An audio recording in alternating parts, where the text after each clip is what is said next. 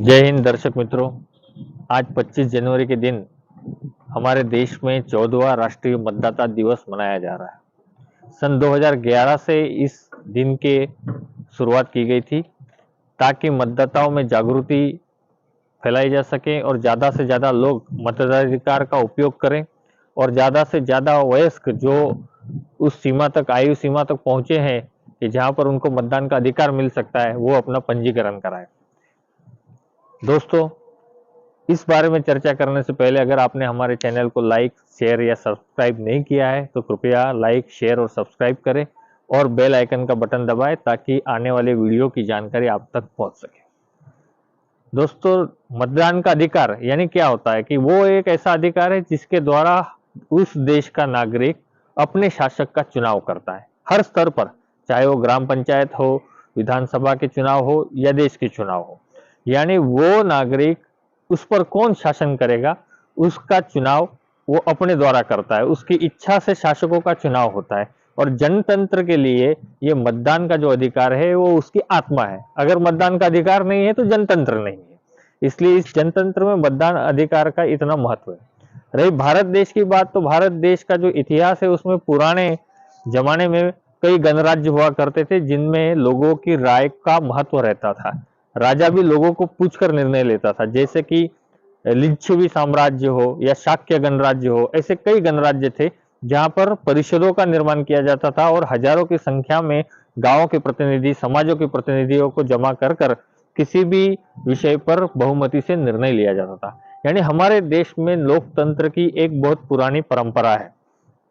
लेकिन हम सही में अपने देश को जनतांत्रिक तब कह सकते हैं जब से हम आजाद होने के बाद 26 जनवरी 1950 से नया संविधान लागू हुआ।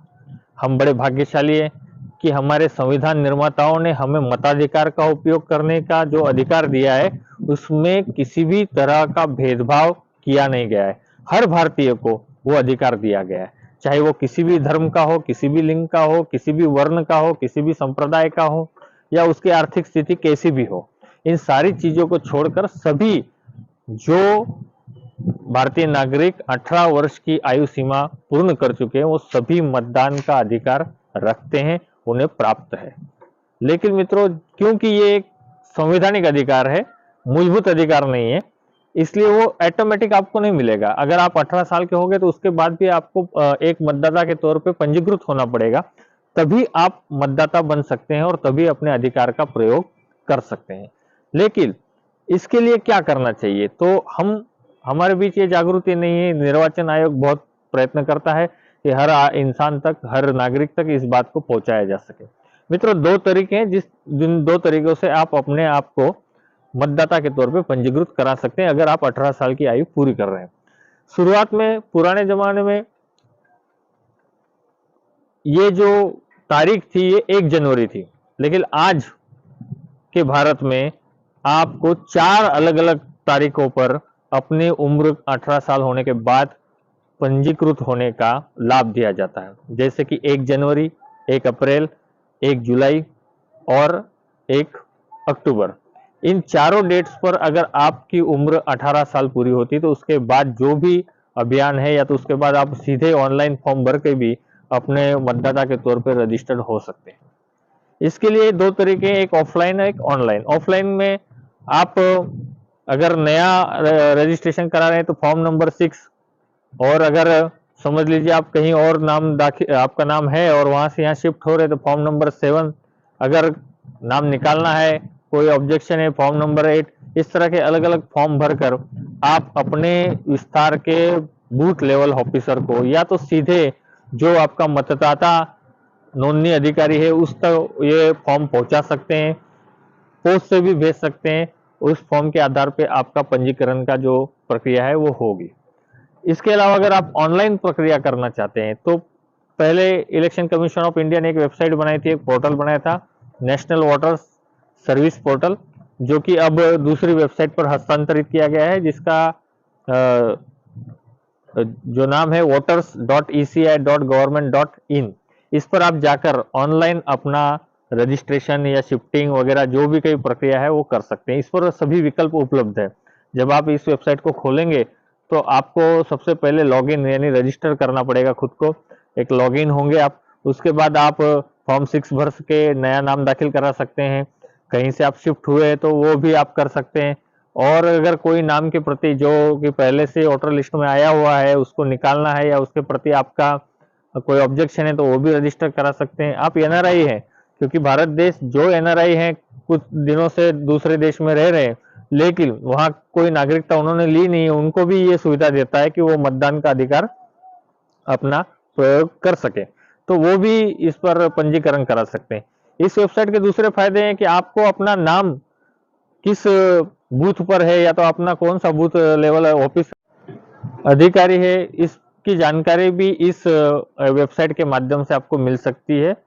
और अगर आपको अपने पूरे क्षेत्र की वोटर लिस्ट भी देखनी है कि किस नंबर पर हमारा नाम है, तो वो भी आप इसमें सर्च कर सकते हैं। अलग अलग विकल्पों से आप सर्च कर सकते हैं, जैसे कि आपके नाम एड्रेस के आधार पर आप सर्च कर सकते हैं, आपके वोटर आईडी के आधार पर भी आप सर्च कर सकते हैं, मोबाइल नंबर के आधार पर भी सर्च कर सकते हैं। यानी ये सारी सुविधाएं आपको ये voters.eci.government.in वेबसाइट देती है। इसके अलावा भी निर्वाचन आयोग ने एक हेल्पलाइन नंबर जारी किया हुआ है कि जो आपके किसी भी प्रश्न या किसी भी समस्या का समाधान करने के लिए उपलब्ध है, और वो है 1950। तो इस पर आप संपर्क करके अपने जो भी कोई प्रश्न है या तो कोई भी शिकायत है तो उस बारे में चर्चा कर सकते हैं, आपका अवश्य समाधान होगा। आप सबसे अनुरोध है कि आप इस वीडियो को पूरा देखें, क्योंकि महत्वपूर्ण जानकारी मैं इसके आगे बताने जा रहा हूँ।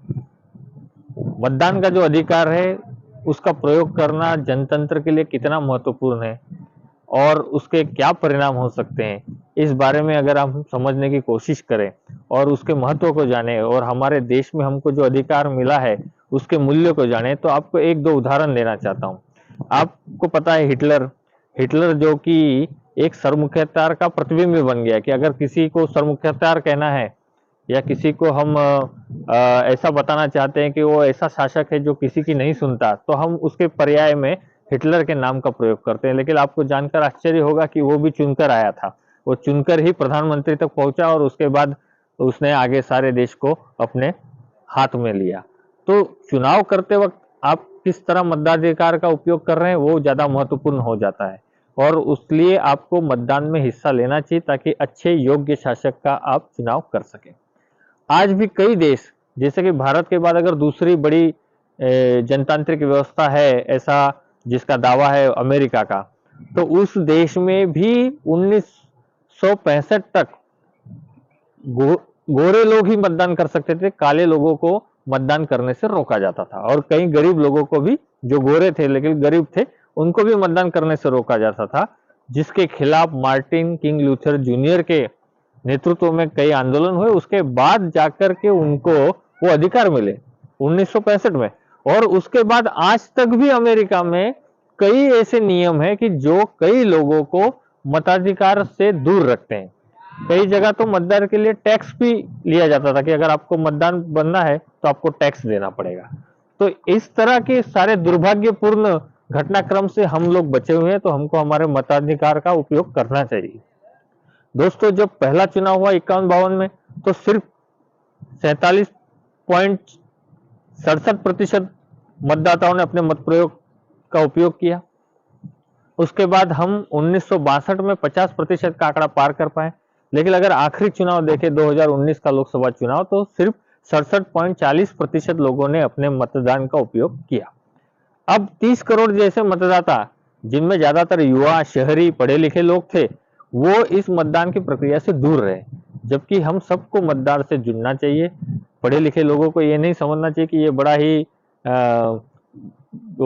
अनउपजाऊ काम है कि जिससे ये मतदान करने से क्या मिलेगा, या तो मैं क्यों अपना समय बर्बाद करूं। इस जो मानसिकता से हमें दूर रहना चाहिए और एक अच्छे नागरिक की तरह 100% हमें अपने मतदान का प्रयोग करना चाहिए। दोस्तों, एक मत का क्या मूल्य है? आपका एक मत कितना मूल्यवान है? अगर इसके कुछ उदाहरण देखे जाए, वैसे तो इन उदाहरणों का उद्देश्य इतना ही है कि आप समझ सके कि एक मतदान से क्या हो सकता है। 2004 के कर्नाटक विधानसभा चुनाव में जनता दल यूनाइटेड के एक के एक उम्मीदवार थे AR कृष्णमूर्ति साहब, वो मात्र एक मत से अपना चुनाव हार गए और आश्चर्य की बात है कि उनका ड्राइवर उनके साथ ही आया था वोटिंग स्टेशन पर, लेकिन उसे उन्होंने वोटिंग करने नहीं दी और उस एक मत से वो हार गए और उनका राजनीतिक पूरा कैरियर समाप्त हो गया, जिसका उन्हें हमेशा पश्चाताप रहा। दूसरा उदाहरण है राजस्थान के भारतीय जनता पार्टी के लीडर CP जोशी साहब, जो 2008 में एक वोट से हार गए, जबकि उनकी माता, पत्नी और ड्राइवर का वोट बाकी था, वो डालने ही नहीं गए। तो इस तरह से एक मत का बहुत मूल्य है और ग्राम पंचायत और स्थानिक चुनाव में तो अक्सर एक दो मतों से ही निर्णय होता है। तो आपका मत आपके शासकों के चुनाव में बहुत महत्वपूर्ण है, इसलिए आप अवश्य वोट डालें और वोटिंग रजिस्ट्रेशन के लिए इस वीडियो में आगे जो जानकारी दी गई है उसका उपयोग करें। बहुत बहुत धन्यवाद। जय हिंद।